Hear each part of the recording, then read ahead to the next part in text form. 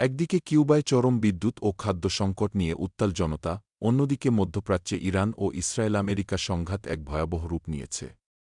দেশটির উত্তরে মোন শহরে দেখা দিয়েছে নজিরবিহীন অস্থিরতা।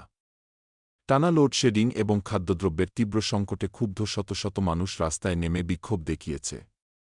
এক পর্যায়ে উত্তেজিত জনতা স্থানীয় ক্ষমতাসীন কমিউনিস্ট পার্টির অফিসে হামলা চালিয়েছে। অন্যদিকে মধ্যপ্রাচ্যের রণাঙ্গন এখন অগ্নিগর্ভ। শনিবার রাতে ইরানের ইস্ফাহান শহরের একটি কারখানায় যুক্তরাষ্ট্র ও ইসরায়েলের যৌথ বিমান হামলায় অন্তত ১৫ জন প্রাণ হারিয়েছেন। ইরানি গণমাধ্যমের দাবি, হামলার লক্ষ্যবস্তু ছিল আইআরজিসি এর একটি গুরুত্বপূর্ণ বিমানঘাঁটিসহ বেশ কয়েকটি সামরিক স্থাপনা। এই হামলার পর পুরো অঞ্চল জুড়ে যুদ্ধের মেঘ আরও ঘনীভূত হয়েছে। একই সাথে পশ্চিম তেহরানে অবস্থিত ইরান স্পেস রিসার্চ সেন্টার বা এশকতে ভয়াবহ ক্ষয়ক্ষতির ভিডিও সামনে এসেছে। এই সংস্থাটি ইরানের স্যাটেলাইট এবং গোয়েন্দা ম্যাপিংয়ের মূল কেন্দ্র।